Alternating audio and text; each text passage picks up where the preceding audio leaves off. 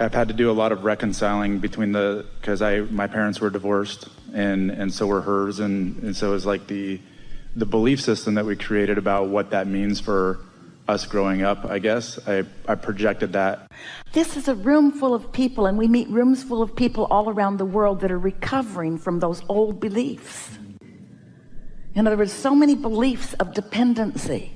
When there is an encouragement of dependency on other humans, that gets off on the wrong foot right from the beginning, because what it says is everybody's got to live out their full life, and nobody better die until I'm done needing you, and don't take your attention away from me, and don't be excited about anything else other than me. There is nothing about that is in vibrational alignment with what any one of you came into this life experience to live. Your children, when they are born, they're saying, yay, I get to come into this life experience and figure out my own way. And then they get here and their parents say, I will decide everything for you. And as soon as they're able to understand that, they begin balking at that. You're not the boss of me. I don't have to do what you say. You can beat them into submission, both emotionally and otherwise in time, but everything about who they are goes against the notion that you have a responsibility to join forces with some other person for any other reason other than to give them an avenue into this physical life experience. It helps that the two of you got together. That doesn't mean that they're not loving families and loving relationships, but having a divorce doesn't mean that they're not still loving families and loving relationships. And the thing that will be most detrimental to your children is if you decide that you have to defend your impulse or your desire by pushing against something else, by explaining, I had to do this because of this, this, and this. You said, for a lot of reasons. Well, let those reasons evaporate as quickly as you can. In other words, think in terms of what you're moving to, not what you're moving from. And most of all, try to see those involved through the eyes of Source. Let's chew on this just a little more. There's something sort of humanly satisfying to feel really needed. To feel needed in a relationship, to feel needed as a mentor or as a parent, but it fosters a dependency that in time will be the basis of true friction. Because when you feel needed and it feels good to be needed, and so you attract someone who likes to need, then what happens is pretty soon nobody feels free in that, and everybody's blaming each other for it. And so your most natural instincts are those of independence. Independence from needing other humans and having a relationship with the whole of who you really are, you see. And so oh, it is such a wonderful thing to watch your children, and you will watch them. There will be a time, and not so far from now, that you will acknowledge this was good for them in these ways, in this way, and this way, and this way, and this way, and this way. We're just going to throw some questions out to all of you and see how you're doing with this, because we can feel confusion in the room. We get why. So which feels better to you from the core of who you are? People who are dependent on you, or people who have found their own autonomy and connection? Which feels better? It's clear to you, isn't it? Which feels better? To be wanted and needed. Let's see if we can pose this in a way that will really break some things loose within you. Which feels better?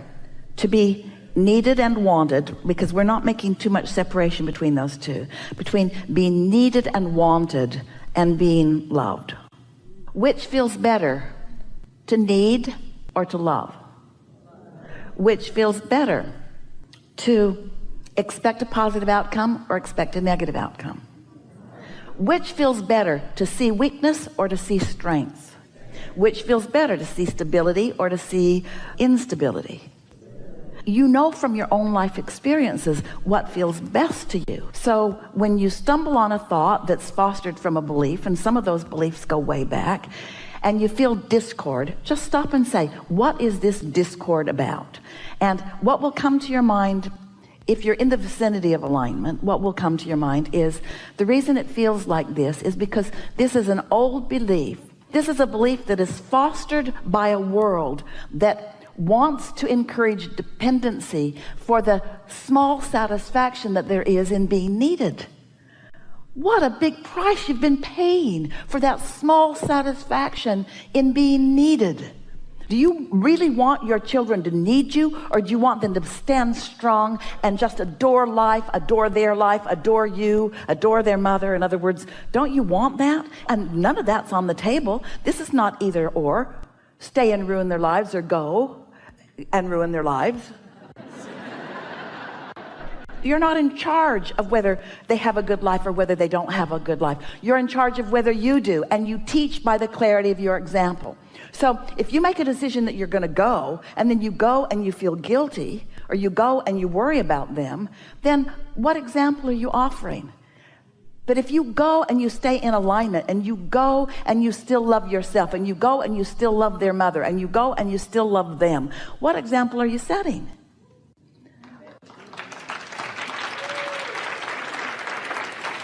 There are a lot of people that use love to control.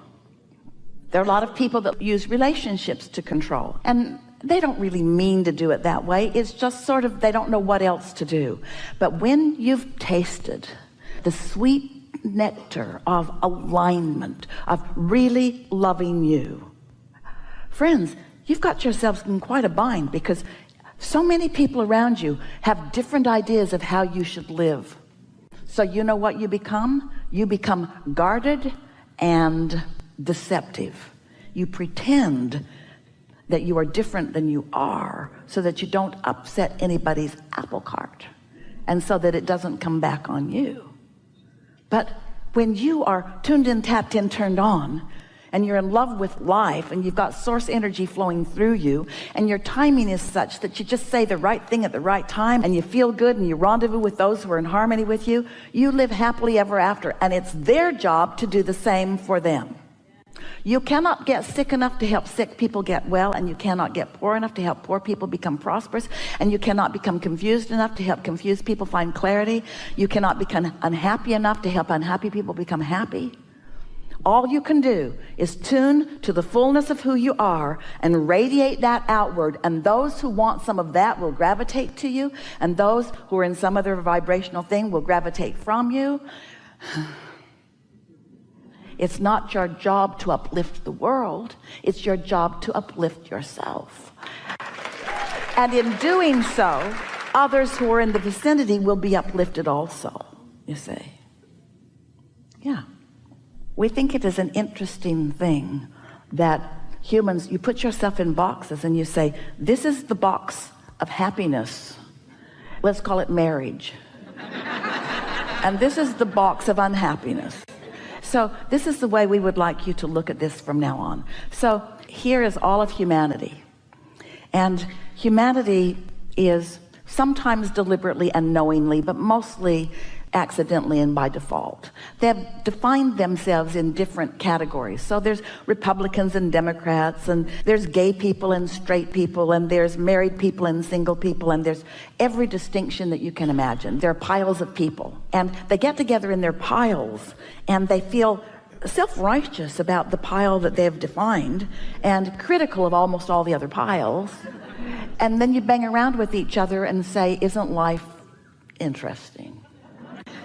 And we say, we only see two piles. Those under the influence of source right now in this minute, and those under the influence of something else right this minute. And every pile has some of each in it. And so if you just decide that you're going to be tuned in, tapped in, turned on, regardless of married or divorced, or regardless of this or that or the other, if you decide that you're going to be all that you are, the law of attraction will bring to you, because of the consistent vibration that you are emitting, what's a vibrational match to you, you see. And you can stop the futile, pretentious hypocrisy of pretending to be a whole lot of things that you have never wanted to be for the sake of those who haven't figured out how to make their own life work. Yeah. And by that, we pretty much mean all other people. All other people. It's their job to be happy, and it's not your job to perform in a way that makes them happy. And freedom comes from only that understanding. You're so free you can choose bondage. You're so free you can choose a thought that aligns you, or a thought that causes a tug of war within you. But you will never find a philosophy or a way of life that is offered by any group of people, that as you follow it right down the line, it will bring you utter happiness. There is nothing like that. That's not what you came for. You didn't say, I'll come into physical experience and I'll figure out who's right and wrong, and I'll join the groups that's right and condemn the groups that are wrong. People act like that's what their assignment was, but it's certainly not what they intended. You came to live happily ever after. You intended to let life show you what you want for now. And you intended to line up with that and find the fullness of that and let those thoughts turn to things while you define more and more and more. You're in a constant state of becoming. And unless you allow yourself to become, you will never feel satisfied. And almost everyone will resent every single person that they feel is holding them back. Do you know? I'm going to say it again. How you doing out there, by the way? Satisfaction comes from only one place. Satisfaction comes from having an intention and moving in the direction of it. And so you could not get together in a focus group and talk about what you should or shouldn't do and then take the consensus and decide that that's what you're going to do. That would not bring you satisfaction. It would bring you deprivation, and it would bring you eventual resentment. Yeah. And I feel that too, because, you know, I made that decision out of a space of complete alignment, and then got out of alignment when I started listening to the focus group. Yeah. You know, this is going to sound strange to you in this context, but it's what we call buyer's remorse. So buyer's remorse is this. You're all frisky and tuned in. You're having a wonderful day. You see something you want and you move in the direction of it and you say yes to it. And then you get out of the vortex, you get back into the humdrum of work, you start feeling the deprivation of enough, and you lose it. And buyer's remorse is you were in alignment and that's why it seemed like a good idea, and now you're not in alignment and that's why it sounds like not a good idea. And it's hard because the peanut gallery wants to define what's right or wrong for you to want, and they don't get to do that. Which brings you around to the most significant thing that someone who's decided to live happily ever after will have to come to know. And that is, you have to give up on caring whether other people get you or not. Because other people are so diverse that they can't all get you. And then how do you decide which ones you want to get you? And then you have to analyze them to see if they're worth you letting them get you. And then you run around from group to group trying to decide if you've given yourself over to a group that's asking. It's an impossible situation. Or you can be who you are and line up with who you are and radiate your clarity and love and appreciation of life to anyone who gets near you. And those who aren't ready for that, they'll bounce the other way.